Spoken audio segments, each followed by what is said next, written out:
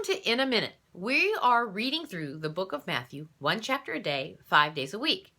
I'm Robin Heiskell, and I'm glad you've joined us. Today, our reading is in Matthew chapter 21. The chapter opens with Jesus traveling to Jerusalem, where lots of people were crowding into the city to celebrate the 8-day feast of Passover. Now, to better understand the actions of Christ in our reading, it helps to know just a bit about the Old Testament and the Jewish faith and practices. The Passover was an annual feast commemorating Israel's miraculous liberation from Egyptian slavery way back in the time of the Old Testament book of Exodus. People were required to come to Jerusalem to celebrate, so it would have been hard for Jesus and his disciples to find lodging. Perhaps that's why they stayed in Bethany and they made the 2-mile walk into the city each day.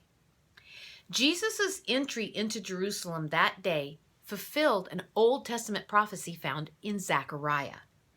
And the modern Christian church celebrates the incident in the opening verses of Matthew 21 as Palm Sunday, the Sunday a week before Easter. The owner of the donkey was likely a follower of Christ, or at least familiar with who he was, and admired him.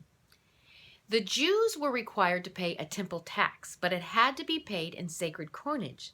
So those traveling from the surrounding areas would have to exchange currency. A sacrifice was also required, so travelers had to purchase acceptable animals. Now here's the problem. The problem was that those who were doing the exchanging were charging high rates of exchange to make a profit and making it hard for people to worship God. So that's why Jesus became so righteously angry. And the fig tree we read about had abundant leaves and should have had a small edible bud, but it did not. In the context of Matthew, the fig tree represented those in Israel who should have recognized him as the Messiah and borne much fruit. The parables Jesus tells at the end of his ministry here, they deal with people's acceptance or rejection of him. The religious leaders figured out the parables were about them, but they still refused to leave behind their pride, accept Christ's love and mercy, and learn from him.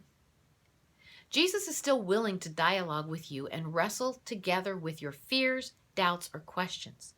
And then you either accept his truth or you don't. And everyone who has wandered away from following him has the same opportunity to simply turn to him with a humble and repentant heart. But don't take my word for it. Read it for yourself.